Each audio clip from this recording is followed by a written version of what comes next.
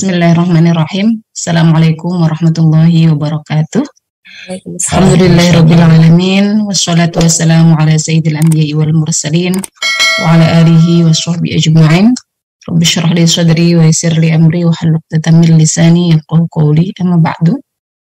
Yang kami hormati, kita hormati dan kami takdimi kiai kita pada pagi hari ini, Kiai Haji Fakih Abdul Qadir, selaku pengampu tadarus subuh ya, alhamdulillah pada hari ini sampai pada hadis ke-43. Yang juga kami hormati seluruh hadirin Zoom maupun YouTube, alhamdulillah kita sudah live ya pada pagi hari ini. Bunyai-bunyai dan seluruh hadirin, alhamdulillah bergabung Ketua Fatayat Tangerang Selatan, sahabat Nur Mudrikah, dan seluruh sahabat-sahabat baik dari Fahmina, dari Suara Rahimah, dari Alimat maupun IKI Jakarta. Alhamdulillah ya Allah, sholatan wa salaman laka ya Habiballah, alhamdulillah. Sebelumnya mari kita sapa Kang Fakih dulu. Assalamualaikum Kang Fakih. Assalamualaikum warahmatullahi wabarakatuh. Alhamdulillah pada pagi hari ini tema kita cukup keras ya, cukup keras karena memang berkaitan dengan banyak sekali fenomena sosial yang terjadi di masyarakat kita, baik terhadap anak-anak, perempuan, bahkan mungkin ada juga terhadap laki-laki, berkaitan dengan kekerasan ini. Insya Allah nanti kita akan dijelaskan langsung oleh Kang Fakih dan kita akan berdiskusi ya sahabat-sahabat sekalian. Baik, kekerasan ini banyak sekali terjadi memang dari dahulu ya, dari kalau kita lihat sejarah Romawi, Yunani, bahkan sejarah Arab sendiri, kekerasan ini memang sudah menjadi hal yang biasa, apalagi untuk perempuan. Ini harusnya audiennya mungkin banyakkan laki-laki ya daripada perempuan. Tapi insya Allah biasanya kalau tidak bisa bangun pagi-pagi subuh seperti ini akan menyimak Kang Fakih di YouTube. Ya, jadi pasti banyak yang akan mencari untuk tema ini karena memang ini sangat dekat sekali beberapa dekade, jangankan dekade, beberapa tahun terakhir lah itu adanya COVID, dan setelah COVID, pasca COVID pun itu banyak sekali kita dengar beberapa hal atau kasus-kasus tentang kekerasan. Maka ini menjadi perhatian kita semua, mengapa kekerasan itu terus terjadi. Sedangkan Rasulullah yang kita kenal sebagai orang yang paling welas asih, ya, welas asih itu tidak apakah pernah melakukan kekerasan itu sendiri. Nah, tentu akan menjadi pembahasan kita pada pagi hari ini. Dan yang sering disalahpahami adalah berkaitan tentang tafsir surah An-Nisa ya, An-Nisa ayat 34. Itu jelas-jelas ada ribuhun kata-katanya seperti itu kalimatnya. Nah, ini ada banyak penafsiran nanti yang akan mungkin juga kita bahas pada pagi hari ini. Baik sahabat-sahabat, tidak berpanjang kalam, selanjutnya marilah kita simak bersama-sama ilmu yang akan kita dapatkan dari Kang Fakih, dan juga mungkin kita akan berdiskusi bersama-sama. Kepada Kang Fakih, monggo kami persilakan. Terima kasih Mbak Ifati. Assalamualaikum warahmatullahi wabarakatuh. Bismillahirrahmanirrahim. Alhamdulillahirrabbilalamin. Wa afdalus salawati wa tamu taslim ala sayyidina Muhammadin wa alihi wa sahbihi wa sallim ajma'in, amma ba'd. Teman-teman sekalian, saudara-saudara, pemirsa atau peserta pengajian tadarus subuh, tema kita sesungguhnya bukan pada kekerasannya ya, tapi nanti bisa kita singgung. Tetapi pada apa yang bisa kita pelajari dari konflik yang juga dialami oleh Rasulullah SAW.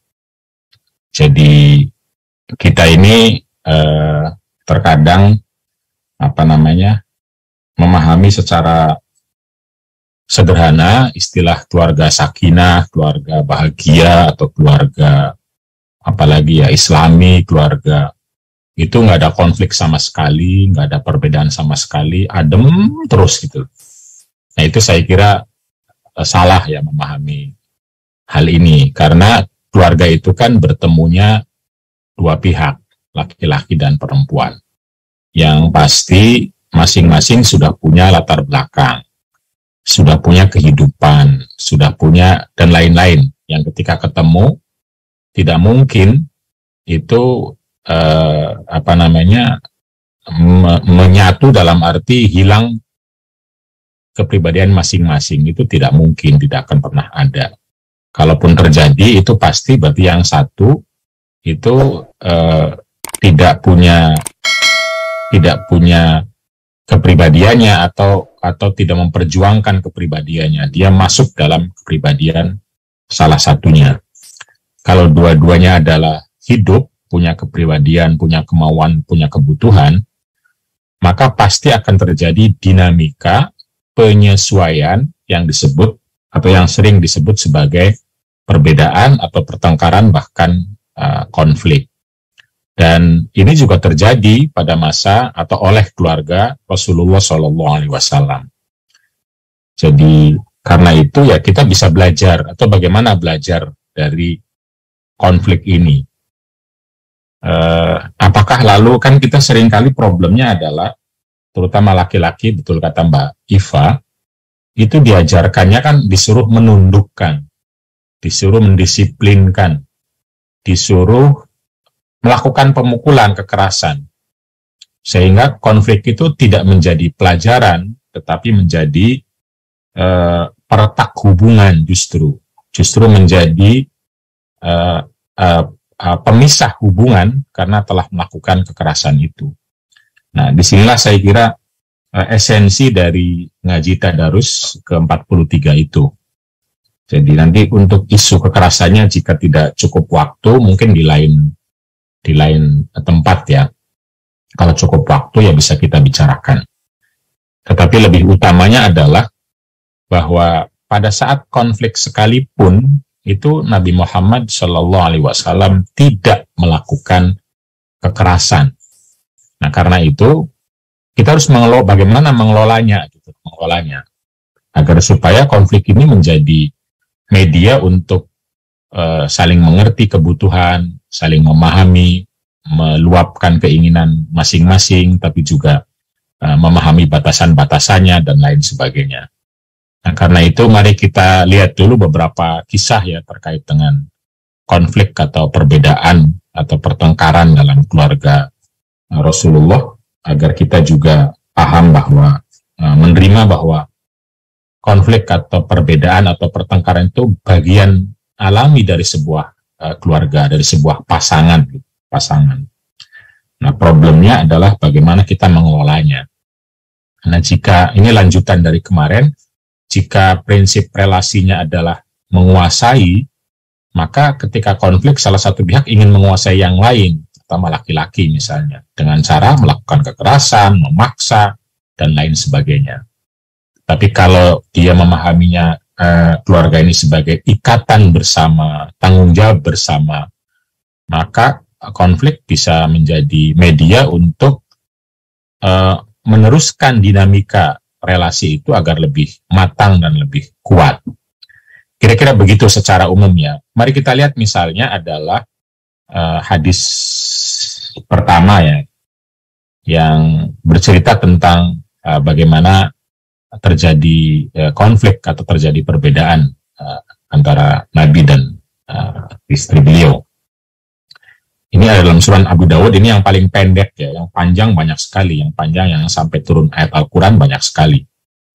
Nah ini cerita sendiri yang disampaikan oleh sahabat Abu Bakar, yang sahabat terdekat Rasulullah SAW, ketika memasuki rumah beliau, saat itu Nabi bersama Aisyah, itu Abu Bakar dengar sendiri bagaimana Aisyah itu bersuara lantang sekali. Fasamya sauta Aisyata alian.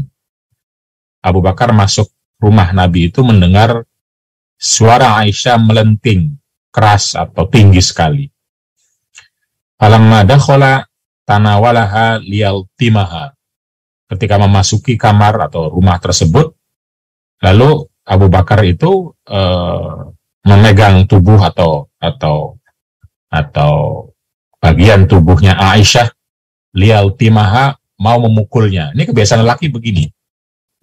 Jadi sahabat Abu Bakar juga begitu, ketika melihat anaknya sendiri, istri Rasulullah ini nguntap atau berlebihan atau salah atau apa, itu langsung pengennya dipukul biar selesai gitu. Waqala, dan berkata Abu Bakar, la araki tarfa'ina sautaki ala Rasulillah sallallahu alaihi wasallam. Saya tidak memandang kamu berhak untuk menyaringkan, melentingkan, meninggikan suara kamu di hadapan Rasulullah sallallahu alaihi wasallam. Kan harus sopan di depan Rasulullah, itu harus tenang, harus dan lain-lain. Nggak boleh seenaknya bersuara tinggi dan macam-macam. Faja'alan Nabiyyu sallallahu alaihi wasallam yahjuzuhu. Begitu melihat Abu Bakar mau memukul, Nabi langsung menghalang-halangi di antara Abu Bakar dan Aisyah. Dari tengah-tengah, langsung masuk di tengah-tengah itu. Menghalang-halangi, jadi tidak terjadi pemukulan. Wa kharaja Abu Bakar mughdaban. Sehingga Abu Bakar akhirnya keluar rumah marah sekali kepada Aisyah atas perilaku tersebut. Faqala Nabi sallallahu alaihi wasallam hina kharaja Abu Bakar. Begitu Abu Bakar keluar, Nabi justru seperti bergurau atau seperti bermanis relasi dengan Aisyah. Hina kharaja Abu Bakar, kaifa ra'aitini anqaltuki minar rajuli. Kamu tahu kan, kata Nabi kepada Aisyah, kamu lihat sendiri kan, saya loh yang menyelamatkan kamu sehingga kamu tidak dipukul oleh orang itu. Nah, padahal ayah sendiri, tapi Nabi bilang orang itu. Qala famakasa Abu Bakar ayyaman tsumma sta'dzana ala Rasulillah sallallahu alaihi wasallam fawajadahuma qadis talaha. Lalu kemudian Abu Bakar setelah beberapa hari tidak berkunjung ke rumah Rasulullah dan putrinya, lalu datang lagi dan minta izin untuk masuk. Fawajadahuma qadis talaha, dan Abu Bakar sudah melihat mereka berdamai lagi. Kemarin bertengkar, anggaplah sampai Aisyah nyaring suaranya, berbeda pendapat, mungkin konflik, memang nggak disebutkan persis konfliknya apa. Tapi sekarang kata Abu Bakar sudah berdamai, sudah enak lagi, sudah sepertinya ngobrol lagi, sudah sendagurau lagi. Faqala lahuma adkhilani. Lalu kemudian Abu Bakar berkata kepada Nabi dan Aisyah, adkhilani fi silmikuma. Izinkan saya masuk fi silmikuma ketika kalian semua berdamai. Nah, sekarang lagi berdamai, lagi tenang, lagi nyaman relasinya. Kama adkhaltumani fi harbikuma. Sebagaimana kalian berdua juga mengizinkan saya masuk fi harbikuma ketika kalian sedang perang. Harbun, istilah perang. Ini kan sudah tingkat tinggi konfliknya, disebut sebagai perang itu. Atau mungkin juga majas, mungkin bukan tingkat tinggi, tapi ingin menjelaskan bahwa ada konflik, ada perbedaan gitu. Faqala Nabi sallallahu alaihi wasallam qad fa'alna. Lalu kata Nabi mewakili seluruh keluarga, dalam lainnya Aisyah juga, ya kami izinkan. Nah, hadis ini yang menggambarkan tentang bagaimana konflik itu ada, perbedaan itu terjadi, pertengkaran itu sangat mungkin, bahkan dalam keluarga Rasulullah. Jadi, nanti pertanyaannya kalau ada definisi sangat simpel yang mengatakan bahwa sunnah adalah segala sesuatu yang dilakukan Nabi, maka pertanyaannya adalah bertengkar itu sunnah apa enggak tuh, bertengkar keluarga. Atau kalau sunnah itu artinya adalah segala sesuatu yang dilakukan oleh sahabat, lalu Nabi diam, tidak menghalangi, tidak menyalahkan, pertanyaannya adalah sahabat Aisyah melentingkan suara, meninggikan suara kepada suaminya, sunnah enggak itu? Apakah sunnah seorang istri marah-marah ke suaminya? Sunnah, karena Aisyah juga begitu dan Nabi diam aja. Nah, karena itu definisi sunnah mungkin perlu kita kelola kembali. Nah, saya ingat dengan pernyataan kiai kita semua, Buya Husain Muhammad, yang mengatakan bahwa mengikuti Nabi itu yang paling utama adalah mengikuti cita-citanya. Jadi bukan satu persatu kelakuan, tetapi cita-citanya itu apa. Jadi dalam konteks ini apakah saya masih bertanya, ya silahkan dijawab oleh para pakar, kiai, bunyai. Apakah dari hadis ini yang paling sunnah paling tinggi itu bukan konfliknya, bukan suara melentingnya, tetapi bagaimana mengelolanya dengan cara tadi tanpa kekerasan, bahkan kalau kekerasan langsung dihalangi oleh Nabi Muhammad SAW. Lalu dibuka ruang untuk bersuara. Tidak harus melenting, salah satunya mungkin melenting, tapi bukan melenting yang sunnah, tapi membuka suaranya, memungkinkan istri bisa ngomong, bahkan bisa berbeda pendapat. Yang awalnya kata Umar itu nggak ada satupun istri atau sebagian besar istri, kalau kata Umar pada saat itu sebelum ada Islam, itu berani bersuara, berani berbeda pendapat. Nah, itu pernyataan hadis berikut tentang Rasulullah di Abu Bakar cerita. Nah, Abu Bakar punya Aisyah yang dinikahi Nabi, Umar juga punya anak namanya Hafsah dinikahi oleh Nabi. Ini mirip ceritanya. Hafsah juga ternyata bertengkar sama Nabi, berbeda sama Nabi, tapi Umar yang marah minta ampun. Nah, ini ceritanya sangat panjang. Cerita hadis ini, dan lebih panjang lagi. Ini riwayat Muslim ya, riwayat Bukhari lebih panjang lagi. Tapi secara umum kalau kita lihat misalnya, ya intinya adalah bagaimana ini kata-kata Umar nih di baris 1, 2, 3, 4. Nah, kalau cerita umumnya begini ya, kalau mau dibacakan, Abdullah bin Abbas itu bercerita bahwa ada ayat yang dia bingung kira-kira tentang siapakah ayat itu. Dalam surat Al-Ahzab ada 2 perempuan yang berani bersuara lantang, atau bahasanya tadzoharo. Tadzoharo itu kan kalau bahasa sekarang itu demonstrasi. Kalau demonstrasi kan menuntut hak gitu. Itu di ayat Qur'annya ada demonstrasi. Ini ayatnya nanti ya. Nah, biar tahu teman-teman. Nah, ini sorry.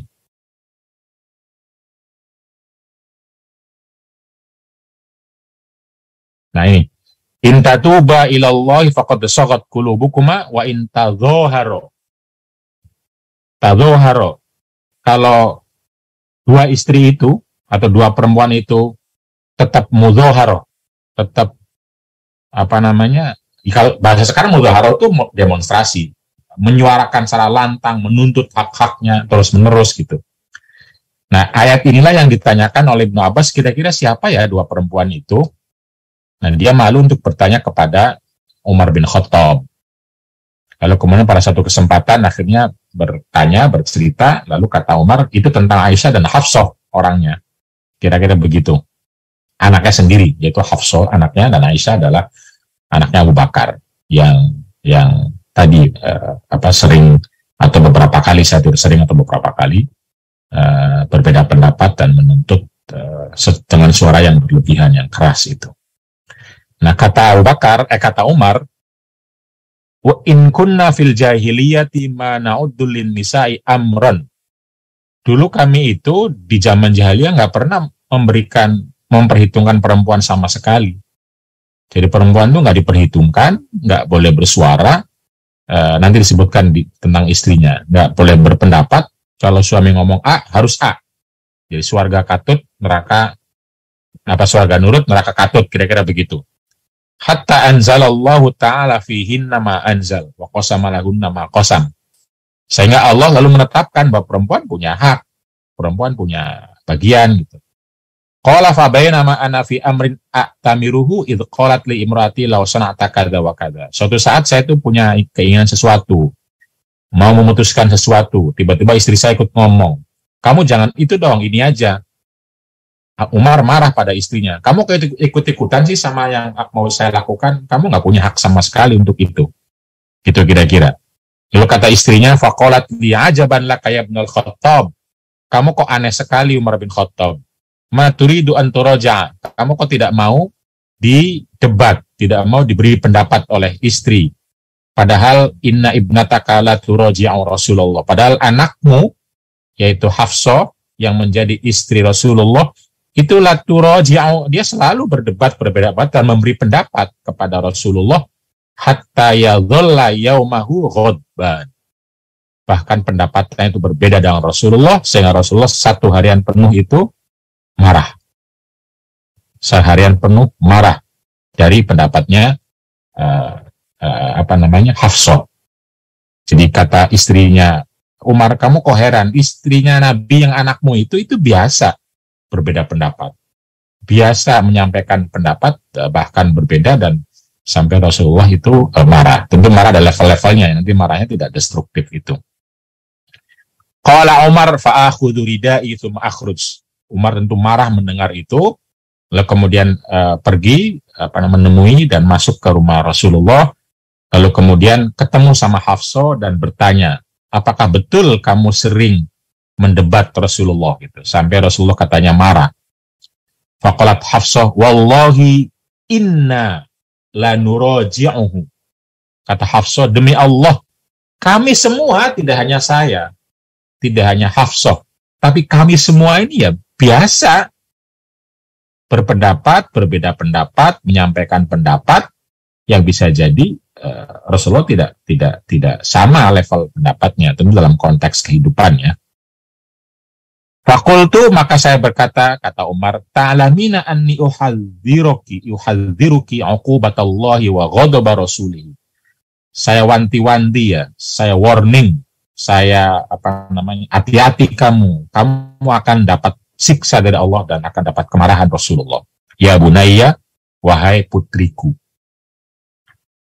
Nah ini cerita panjangnya ya kalau mau ceritakan sampai akhirnya kalau di sini itu tersebarlah kabar. Jadi akhirnya Umar juga menemuin Ummu Salamah, istri lain Rasulullah, lalu berkata hal yang sama. Apa betul istri-istri Rasulullah selalu atau sering berdebat, berbeda pendapat dan bertengkar? Lalu kata Ummu Salamah, kamu tuh aneh Umar, kok berani-beraninya ikut campur dengan keluarga Rasulullah, dengan kami. Yang Rasulullah sendiri nggak masalah, kok kamu bikin masalah, man. Rasulullah sendiri nggak masalah, istri-istrinya seperti itu, kamu kok malah bikin masalah, gitu, kira-kira begitu ya. Lalu terus ini panjang ceritanya, yang intinya lalu kemudian tersiar kabar bahwa Rasulullah menceraikan istri-istri yang bertengkar itu. Nah, ketika ditemuin sama Umar, ternyata tidak menceraikan. Bahkan Rasul malah justru senyum dengan ceritanya Umar yang tadi. Cerita tentang ngomong ke istri yang tidak mau didebat, lalu bertemu sama Hafsah meminta untuk tidak bertengkar, berbeda pendapat sama Rasulullah. Begitupun ketika ketemu Ummu Salamah, lalu dimarahin atau disalahkan sama Ummu Salamah karena ikut campur. Rasulullah menghadapi Umar itu lalu kemudian tabas sama Rasulullah Shallallahu Alaihi Wasallam. Rasulullah penuh senyum mendengar cerita Umar bin Khattab tersebut. Jadi ya intinya ini tentang adanya konflik, adanya perbedaan, adanya pertengkaran bisa jadi yang oleh para mertuanya sendiri itu dianggap kelewat batas. Sehingga di kisah yang lain juga Umar katanya pengen sama memukul, tapi dalam konteks ini hadis ini tidak ada. Di hadis yang tadi Abu Bakar pengen mukul, tapi Rasulullah sama sekali tidak gitu loh. Mungkin marah-marah tapi tidak melakukan kekerasan. Berbeda pendapat, memberi kesempatan, bahkan di hadis yang Sahih Bukhari itu Rasulullah sampai tidak bertemu selama 1 bulan dengan istri yang mendebatnya itu. Ini Aisyah. Jadi Rasulullah sampai ya sudahlah kalau kamu seperti itu kita berpisah. ranjang kalau istilah itu, berpisah ranjang. Dan berpisahnya tidak tanggung-tanggung 1 bulan. Saat ini Sahih Bukhari. Jadi fa'tazalan Nabi sallallahu alaihi wasallam nisa'ahu. Nabi tidak berkumpul, tidak satu kamar, tidak bertemu dengan istri-istrinya karena sering bertengkar, sering berbeda pendapat itu. Min azli dzalikal hadis hina afshat wa hafsa ila Aisyah tis'an wa 'ishrina lailatan. Selama 29 hari. Dalam riwayat lain 1 bulan. 1 bulan. Karena itu, ketika sudah 1 bulan, ini kata-kata yang mungkin kalau bagi orang lain dianggap muntap ya. Jadi ketika sudah 1 bulan, lalu Nabi masuk ke kamar Aisyah. Kata Aisyah, ya Rasulullah, innaka kunta qad aqsamta an la tadkhula alaina syahra. Kata Aisyah, wahai Rasul, katanya 1 bulan. Kok sekarang udah masuk? Ini baru 29 hari. Ini Sahih Bukhari loh. Jadi Aisyah pun masih bersendaguro dengan relasi itu. Wa inna ma asbahta min tis'in wa 'ishrina, ini baru 29 hari. A'udduha addan, saya menghitung loh tiap hari itu, kata Aisyah. Faqala, maka jawab Nabi, asyahru tis'un wa 'ishruna. Nabi berkata, bulan ini hitungannya 29. Jadi bulan Qomariyah itu ada yang 30, ada yang 29, sekarang 29. Nah di bahasa lain, di hadis lain Nabi bilang, asyahru immaha kaza, 3 kali. Bulan Qomariyah itu kadang begini 3 kali, 30 artinya. Wa imma ha kaza, terkadang 29. Nah sekarang ha kaza, kata Nabi. Nah itu kan bagaimana komunikasi yang saya kira, saya tidak tahu menggambarkan pesan seperti apa ya, tapi intinya adalah dalam konflik seperti itu Aisyah masih berani ngomong, katanya sebulan, ini 29 loh baru. Kalau saya hitung, dan jawaban Nabi, ya bulan Qomariyah itu kadang 30, kadang 29, sekarang 29. Jadi saya udah 1 bulan, kira-kira begitu. Nah ini kan saya bilang menggambarkan bagaimana sebuah konflik perbedaan bahkan pisah tempat itu dikelola sebagai media untuk mengenali masing-masing kalau bahasa psikologi keluarganya ya. Nah ini ayatnya kalau mau sampai turun ayat seperti ini kan sepertinya menurut saya ya keras sekali pertengkaran. Ini ayatnya ada. Ya ayuhan nabiyyu qul, katakan wahai Nabi kepada istri-istrimu, in kuntunna turidnal hayatad dunya wa zinataha fata'alaina umatti'kunna wa usarrihkunna sarahan jamila. Wahai Nabi, katakan sama istri-istrimu yang sering melengking itu, kalau kamu pengen kehidupan dunia mewah, meriah sebagaimana istri-istri pejabat, kalau sekarang raja-raja yang penuh dengan macam-macam, ya mohon maaf, ini kata-kata yang Syafi'i dalam kitab Al-Um, nanti silahkan dicek ya. Karena itu nanti ada metodologi tafsir dalam tafsir tersebut ya, nanti lebih panjang lagi. Nanti saya kira soal pemukulan mungkin waktunya lain karena ini soal konflik dulu. Jadi teman-teman sekalian, berangkat dari judul tadi, pelajaran apa yang bisa kita ambil dari konflik atau pertengkaran atau perbedaan dalam keluarga Rasulullah SAW. Jadi kita tidak mengambil konfliknya sehingga kita setelah ngaji pagi pulang ke rumah masing-masing, ayo kita konflik karena ini sunnah nih. Nabi kan konflik, wah kita pun ikut konflik juga, ayo kita bertengkar, pura-pura juga apa-apa biar kelihatan mengikuti Rasulullah. Ya nggak begitu. Nah, kata Buya Hussein, yang diikuti adalah cita-citanya. Cita-cita artinya pelajarannya apa ya gitu loh dari konflik itu. Nah pelajarannya adalah tentu saja ya konflik itu manusiawi gitu loh. Nah mungkin saya akan tunjukkan kalau bisa ya, saya setuju dengan pelajaran-pelajaran dalam psikologi keluarga yang telah ditulis oleh kami, terutama dalam konteks ini Mbak Alisa, ini bukunya ya, kelihatan nggak?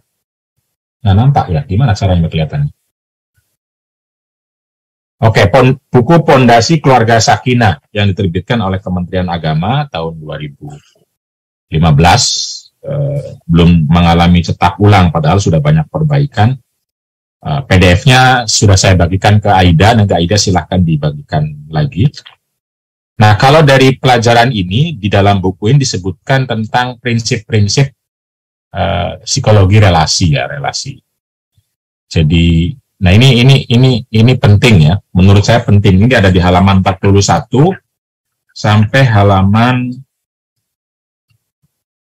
57 minimal ya, tentu ada halaman lain yang punya relasi. Nah, yang saya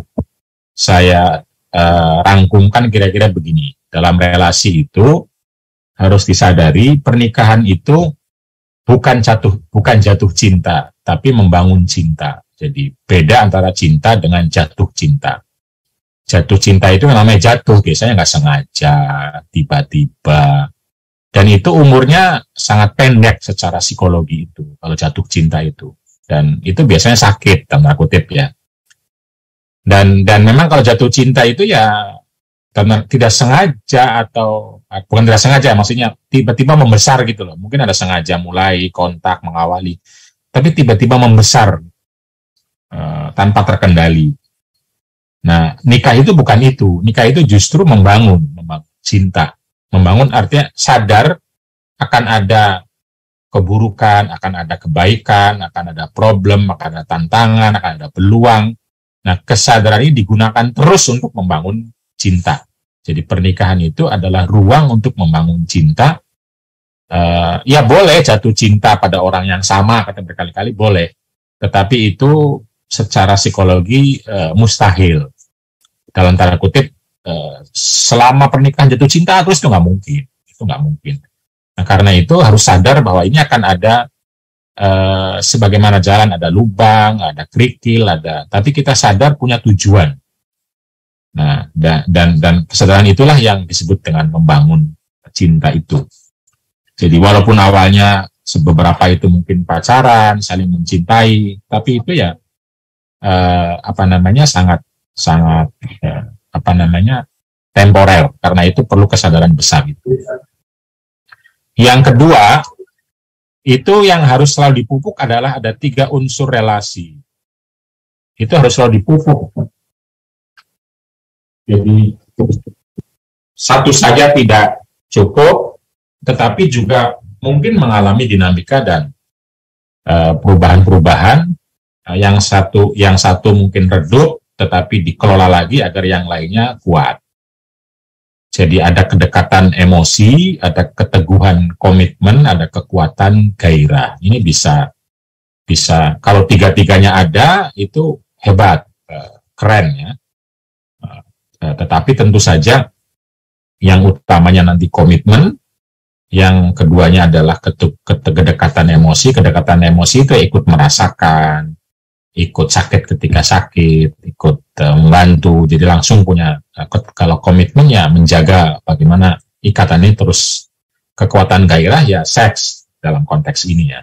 Nah, ini 3 unsur ini harus selalu dijaga, dirawat. Nah, kalau 3-tiganya ada, inilah yang ideal, itu harus ideal ya. Dan tentu akan ada mengalami pasang surut sesuai dengan usia, kebutuhan, keadaan fisik, keadaan lelah, tapi jangan sampai menafikan yang lain. Ngapain sih ngurusin gairah? Kita kan sudah suami istri, ya nggak bisa. Kalau gairahnya nggak diurus sama suami atau istri, nanti akan diurus oleh orang lain soalnya. Nafsunya kepada orang lain. Jadi jangan pernah istri atau suami berpikir, ya gairah itu udahlah, kita sudah nikah kok masa ngurus gairah aja. Ya nggak boleh begitu. Tetap harus kita yang ngurus justru. Gairah itu kita harus melayani, memenuhi, menerima, meningkatkan, dan lain-lain ya. Memikirkan, begitupun komitmen, begitupun emosi. Jadi ini harus dipupuk terus. Lalu kemudian juga kita harus sadar dengan tahapan-tahapan relasi. Nah, kata Andrew Marshall di buku ini, relasi itu kalau konteksnya orang Barat ya, di Indonesia mungkin beberapa berlaku, beberapa tidak. Itu pernikahan kan selalu diawali dengan saling jatuh cinta. Kalau di Indonesia kan banyak dijodohkan, jadi maka berbeda. Atau beberapa dijodohkan. Ditemukan, artinya belum sempat pacaran, tapi langsung ditemukan gitu. Nah, kalau konteksnya di barat itu kan semua pacaran dulu. Nah, konteksnya maka saling cinta, lalu kemudian karena saling cinta maka menyatu. Menyatu itu artinya sudah nggak pernah berpikir dirinya lagi, berpikir bersama terus. Sehingga seakan-akan enak semua, indah semua. Nah, berpikir menyatu itu ternyata dalam ilmu psikologi itu umurnya hanya 12 sampai 18 bulan, tidak lama. Berpikir menyatu dengan pasangan itu, kalau pacarnya, kalau istrinya awal jatuh itu langsung, oh jatuh ya dek, Masya Allah, langsung ditolong. Yang begitu itu cuma 12 bulan, 18 bulan. Setelahnya sih, gitu aja jatuh, nggak lihat ya, kemana matamu, nanti begitu. Nah ini semua orang secara umum ya, secara umum. Di tahap menyatu itu 12 sampai 18 bulan untuk merasakan betul pasangannya dan ingin bersama terus dan lain-lain. Lalu tahapan berikutnya itu bersarang. Bersarang itu artinya ya sudah berpikir harus punya rumah, harus punya tempat, anak harus dikelola, harus dididik, dan lain-lain. Nah, sehingga akhirnya berpikir bukan menyatu dalam arti dua pihak, tapi juga sudah berpikir keluarga gitu loh. Sehingga harus banyak waktu juga untuk keluarga, untuk anak misalnya, untuk mikir rumah, untuk mikir mobil, untuk mikir. Jadi kalau tadi itu kan mikirnya tempe tahu pun indah dimakan gitu loh. Kalau bersarang sudah berpikir masa tempe tahu terus, ayo dong gitu loh. Jadi ini sudah, dan ini pun ternyata 2-3 tahun saja menurut Marshall ya. Karena apa? Karena setelah itu orang akan kembali kepada kebutuhan pribadinya. Dulu sebelum menikah saya sering jalan-jalan, sekarang kok jarang ya. Nah itu kepikir lagi. Dulu sebelum menikah saya biasa belajar begini, sekarang kok nggak bisa lagi ya. Dulu saya selalu menulis, sekarang udah jarang lagi ya. Nah itu mulai setelah 3 tahun, kebutuhan pribadi yang dulunya sering ada, sekarang tidak ada, akan dipikirkan, lalu akan dituntut. Saya pengen ini untuk dirinya. Dan itu kalau dipahami ya memang wajar gitu. Nah, karena itu kalau dipahami semua tingkatan-tingkatan itu, inilah terjadinya konflik itu ketika lalu tidak memahami tahapan-tahapan itu. Jadi ada tahapan kebutuhan pribadi muncul lagi, berkuasa lagi, menuntut dan harus dilakukan gitu loh. Sehingga menyampaikannya kalau tidak pandai itu bisa bertengkar dan berbeda. Nah karena itu kalau kita bisa melewati tahapan kebutuhan pribadi secara baik dalam konteks mengelola relasi, itu tidak terjadi perceraian misalnya, maka akan ada tahapan kolaborasi. Nah tahapan penting untuk setelah memahami kebutuhan pribadi-pribadi muncul lagi, bagaimana dikolaborasikan antara diri dan pasangan. Bagaimana dikolaborasikan sebagai kebutuhan atau untuk menguatkan komitmen serta gairah dan emosi bersama itu. Tahapan berikutnya adalah tentu saja karena akan terlalu banyak tuntutan dari berbagai pihak juga, dari masyarakat, dari umat, dari keluarga lain, kita perlu melakukan banyak sekali penyesuaian. Penyesuaian itu sekitar tahun 15 sampai tahun ke-25 katanya dari umur pernikahan. Nah, tahun 25 ke atas itu sudah ada perlu pembaruan lagi. Cinta yang dulu mungkin sudah berbeda, caranya, polanya, ini karena usia. Pekerjaannya mungkin sudah berbeda, bisa jadi lebih, bisa jadi kurang, sehingga perlu pembaruan dalam mendefinisikan atau mempraktekkan emosi, komitmen, gairah, dan lain-lain. Nah ini juga penting untuk disadari ya, kalau kita paham bahwa berkeluarga itu mempertemukan dua pribadi atau dua pihak. Sehingga dalam tahapan-tahapan itu, perbedaan, pertengkaran, bahkan konflik adalah manusiawi. Alami artinya ya memang akan terjadi gitu, tinggal levelnya seperti apa. Ada yang mungkin sekedar cemberut satu sama lain, sekedar diam satu sama lain. Tapi ada yang sampai melakukan kekerasan. Nah ini yang perlu ada batasan itu nanti yang kelima. Jadi pertengkaran perbedaan nggak perlu dinafikan, nggak perlu, sudah nggak cinta lagi ya, kamu sekarang kok berbeda sih sama saya gitu. bukan begitu. Karena memang akan terjadi itu tuh. Jadi tidak bisa dinafikan atas dasar kamu bukan jodohku. Begitu bertengkar sedikit. Ternyata kamu itu tidak sayang seperti dulu. Nah, ini dinafikan berarti. Nah, justru perbedaan pertengkaran itu dikelola untuk mematangkan relasi. Bagaimana mematangkannya? Yang memahami dan memenuhi kebutuhan diri dan pasangan. Memahami diri seperti yang sering saya sampaikan. Memahami pasangan, lalu memenuhi kebutuhan diri dan juga pasangan. Tapi tentu saja perbedaan pertengkaran harus tahu batasannya. Batasan maksudnya, jangan sampai pertengkaran itu levelnya tertinggi sehingga membuat berantakan, mecahin gelas setiap hari misalnya, kan habis gelasnya nanti. Nah itu kan harus tahu batasan-batasannya yang disepakati sampai di mana nih kita berbeda dan bertengkar. Gitu. Ada batasan yang harus disepakati tidak boleh terjadi. Kalau terjadi, ya kita pisah, ini sudah toksik, ini sudah nggak bisa gitu loh. Misalnya ya.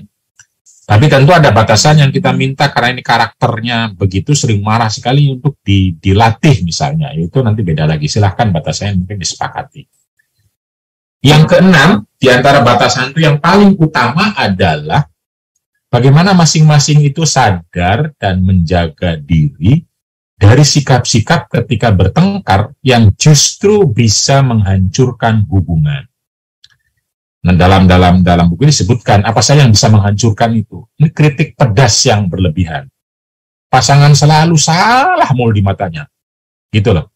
Salah terus. Jadi apalagi dengan bahasa laki-laki kok begitu, nggak ngerti-ngerti, katanya cinta misalnya. Mungkin perempuan kok begitu, nggak paham, nyayangi anak kok begitu misalnya. Dan ini terus-menerus berulang-ulang dikritik secara pedas tanpa jelas bagaimana memperbaikinya gitu loh. Itu juga tidak boleh karena akan menghancurkan, membencir, merendahkan gitu. Membela diri dan mencari alasan. Benar terus, dibela terus dengan logika sehingga pasangannya lalu tidak bisa menjawab padahal dia tidak berefleksi.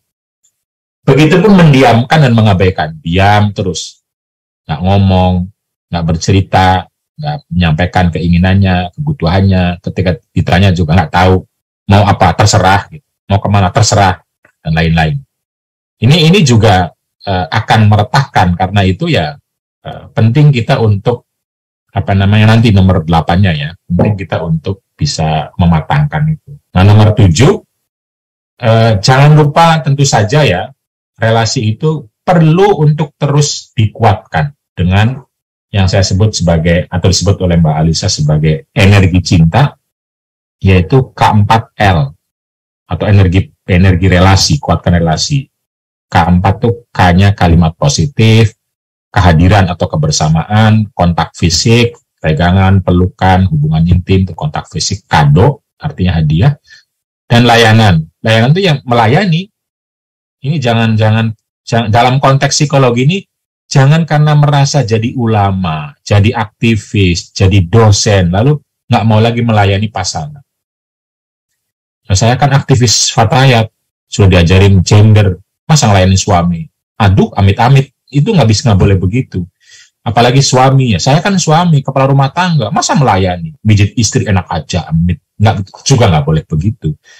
Karena layanan itu ternyata adalah salah satu penguat hubungan, salah satu yang akan menaikkan energi cinta gitu loh. Mungkin tidak semua orang, tapi nggak bisa dinafikan. Gitu. Dinafikan. Jadi ada orang justru kelepek-kelepeknya ketika dilayani. Cintanya akan tumbuh ketika dilayani. Nah, tentu tidak melayani terus 24 jam, ya enggak juga, karena kita punya kehidupan. Tapi jangan menafikan, karena dalam ilmu psikologi ada 4 ini. Tentu berbeda-beda, ada yang 5-5, ada yang salah satu, beda-beda. Tetapi tidak bisa dinafikan hanya karena Anda menjadi ulama, menjadi aktivis, menjadi apalagi ya, dan lain-lain. Balighot, mubalik, dan mubalik hot katanya. Penceramah, tenar di mana-mana, influencer, itu kan sering lalu ngapain? Gitu. Ngapain? Saya harus dilayani dong, saya influencer kok. Ini biasanya laki-laki banyak begitu. Atau aktivis, atau siapapun lah. Nah, tapi kalau kita sadar ingin menguatkan relasi, ya mari. Gitu. Tentu saja ini masih banyak ya, ini waktu sudah. Tapi intinya adalah kita harus terus menyesuaikan kafaah. Nah, istilah Mbak Nyai Nurofia ini, kafaah. Kafaah itu kesepadan, kecocokan yang dinamis dan terus-menerus. Kita mencari kecocokannya itu seperti apa yang jadi kafaah dengan pasangan kita. Dalam hal yang mungkin bisa kita capai, intelektualitas lah, spiritualitas lah, tidak harus semua tentu saja, tapi cari agar kita merasa kafaah, sepadan, sesuai gitu. Dan tentu saja yang paling utama terus-menerus bersama-sama menyemai dan memanen kematangan relasi. Jadi konflik itu sebagai media untuk mematangkan relasi. Apa itu? Kemampuan untuk bisa menyeimbangkan antara berani menyampaikan kebutuhan diri sehingga terpenuhi, yaitu mawaddah dalam bahasa Al-Quran, dan bisa tenggang rasa untuk mengerti, memahami pasangan dan mau memenuhi kebutuhan pasangan, yang disebut dengan rahmah. Itulah kira-kira teman-teman sekalian pelajaran yang mungkin bisa kita ambil dari konflik atau pertengkaran atau perbedaan Rasulullah SAW dalam keluarga, yang tentu saja pilarnya sudah saya sampaikan 5 itu, dengan 5 pilar misakon, zawaj, muasyarah, musyawarah, dan tarodih. Maka kita dalam hal berpasangan tidak perlu takut untuk berbeda, bertengkar, bahkan mungkin berkonflik. Nggak perlu takut. Takutnya adalah ketika hal itu justru menjurus kepada kekerasan. Nah, ini yang tidak boleh. Harus sejak awal kita anti kekerasan. Sebagaimana Rasulullah madoroba, anti, sama sekali tidak. Nah, ketika sama sekali tidak, kita akan punya alternatif banyak untuk bisa mengelola konflik. Nah, salah satunya bisa diam dulu untuk beberapa waktu, karena setiap ngomong akan dipahami salah. Jadi sama-sama diam dulu dalam beberapa waktu. Mungkin bisa tempat beberapa waktu, bukan pisahnya tapi untuk refleksi dan lain-lain. Begitu Mbak Iva. Sementara silahkan, saya berharap ada teman-teman yang sudah berpengalaman, terutama para psikolog atau Mbak Nyai dan Ibu Nyai yang senior, ada Mbak Undah di sini nih, yang bisa memberikan tausiah lebih dalam, lebih baik dengan pengalamannya. Terima kasih.